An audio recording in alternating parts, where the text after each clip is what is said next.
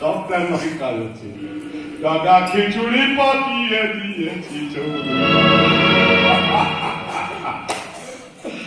সব প্ল্যান মাফিক কাজ হচ্ছে, কোনো অসুবিধা নেই। আমার লোভের ছিপে স্বপ্নের মাছটাকে কেটে ফেলেছি, এবারে শুধু ডাঙায় তোলার অপেক্ষা। দেরি করলো রাত্রি ঠিকঠাক করে কাজটা আমাকে বুঝিয়ে দিচ্ছে। আমার পরামর্শ মতো ইতুর আর শুভকে এটা সম্পন্ন করে দিয়েছে। একটু পরে আর কিছুক্ষণ পরে চৌধুরী বাড়ির দলিল ফাইলগুলো আমার হাতে তুলে দেবে। একবার তুলে না 50% শেয়ার দেবো না, ওকে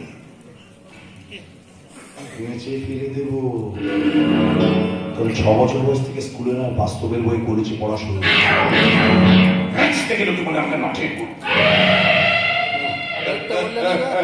এমন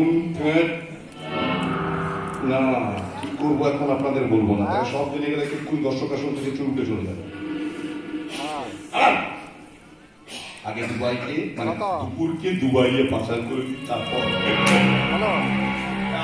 আপনাদের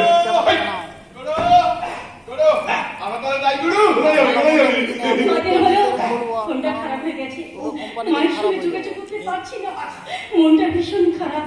তাই কিছুক্ষণের জন্য মায়ের সঙ্গে দেখা করে আমি চলে আসবো। আবার চলে আসবি তো নাকি অন্যভাবে? কোনোভাবে তো এই সমাজ আমাকে মেনে নেবে না, না হবে আমার বিয়ে, না মেনে নেবে সভ্য সমাজ। যে দুপুরের আলো হারিয়ে গেছে তাকে তো রাতের অন্ধকারে পড়ে থাকতে হবে। তাই ফিরে আসতে আমি বাধ্য। মাকে বলে আসবো আমি থাকতে পারবো না মা, স্বামীর আদেশ যে আমাকে পালন করতে হবে।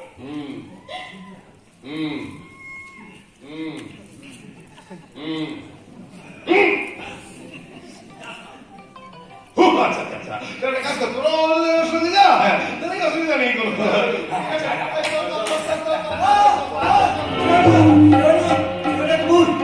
তুমি যেও না, ওরা তোমাকে দুবাইতে পাচার করতে পারে।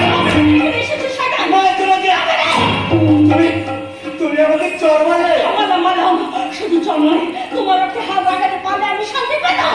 তুমি আমাকে বিশ্বাস না করে ওই চালার করে কথা জানো তো তুমি, তোমার জন্য আমার জীবনটা ক্ষত বিক্ষত হয়ে গেছে।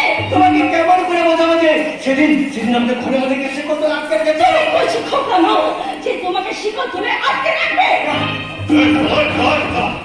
এত মাল্লা